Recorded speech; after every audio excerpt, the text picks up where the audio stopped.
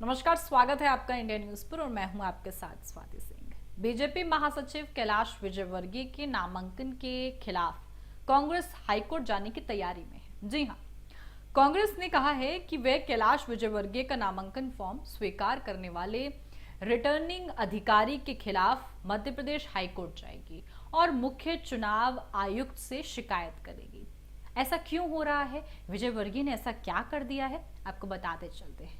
कांग्रेस उन पर आरोप लगा रही थी कि उन्होंने 2 लंबित मामलों की जानकारी छिपाई है।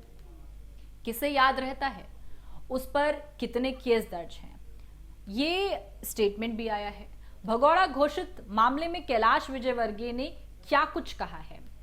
कांग्रेस के राष्ट्रीय प्रवक्ता चरण सिंह सपारा ने मीडिया से बात की। उन्होंने कहा कि इंदौर 1 से कांग्रेस विधायक संजय शुक्ला ने चुनाव आयोग को एक शिकायत सौंपी है। शिकायत में मांग की गई है कि झूठा शपथ पत्र दाखिल करने के लिए विजयवर्गीय का नाम रद्द किया जाए।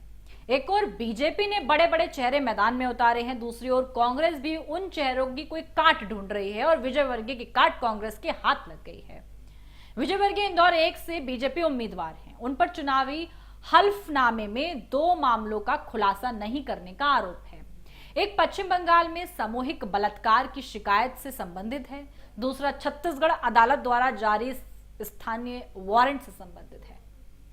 कांग्रेस ने बुधवार को आरोप लगाया कि भारतीय जनता पार्टी के राष्ट्रीय महासचिव कैलाश विजयवर्गीय ने दुष्कर्म और मानहानि के गंभीर इल्जामों से जुड़े 2 अलग अलग लंबित अदालती मुकदमों की जानकारी इंदौर 1 सीट से भरे नामांकन में जानबूझकर नहीं दी। कांग्रेस ने यह भी कहा है कि वे राज्य में 17 नवंबर को होने वाले विधानसभा चुनावों में विजयवर्गीय की उम्मीदवारी को चुनौती देने के लिए शीर्ष न्यायालय तक कानूनी लड़ाई लड़ेगी। भाजपा का कहना है कि इधर मुद्दाविहीन कांग्रेस को विधानसभा चुनावों में अपनी घोर पराजय का पूर्वाभास हो गया है, इसलिए वे भाजपा उम्मीदवारों पर घटिया आरोप लगाने पर उतारू हो गई है।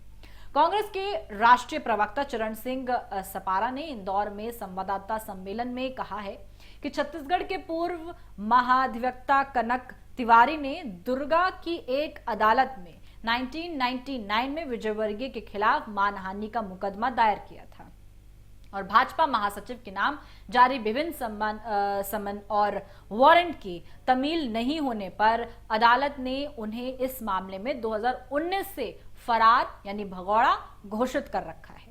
उन्होंने दावा किया कि विजयवर्गीय और 2 अन्य लोगों के खिलाफ पश्चिम बंगाल के अलीपुर की एक अदालत में एक महिला द्वारा दुष्कर्म के आरोप में दायर मामला भी लंबित है।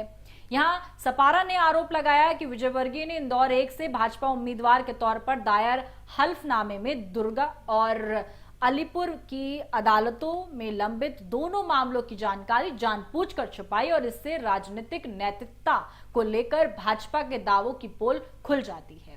कांग्रेस प्रवक्ता ने दावा किया कि विजयवर्गीय द्वारा दोनों मुकदमों की जानकारी छुपाए जाने से इंदौर 1 से कांग्रेस प्रत्याशी संजय शुक्ला की आपत्ति को सत्तारूढ़ भाजपा के दबाव के चलते जिला निर्वाचन कार्यालय ने खारिज कर दिया। इधर सपारा ने कहा कि कांग्रेस विजयवर्गीय की उम्मीदवारी के खिलाफ केंद्रीय निर्वाचन आयोग से लेकर उच्च न्यायालय तक कानूनी लड़ाई लड़ेगी। हम इस मामले की चुनावों में जनता की अदालत में भी ले जाएंगे। इधर प्रदेश भाजपा प्रवक्ता गोविंद मालू ने कहा कि कांग्रेस के पास विधानसभा चुनावों में कोई मुद्दा नहीं है। वे चुनावों में अपने घोर पराजय का पूर्वाभास होते ही भाजपा उम्मीदवारों पर घटिया आरोप लगा रही है। ऐसे में वार पलटवार और आरोपों का दौर लगातार जारी है, लेकिन सवाल यह भी उठता है क्या विजयवर्गीय की मुश्किलें अब बढ़ने वाली हैं? बीजेपी ने मैदान में उतारा था यह सोचकर कि 10 साल बाद भी उनके अंदर वो दबदबा, वो दबाव है जो जनता को लुभाने के लिए काफी है, लेकिन ऐसे में क्या उनके पुराने केस उन पर भारी पड़ जाएंगे और भाजपा का जो विजयवर्गीय दाव है ये ठप हो जाएगा? इससे जुड़ी तमाम अपडेट के लिए हमारे साथ बने रहें, देखते रहें इंडिया न्यूज। धन्यवाद।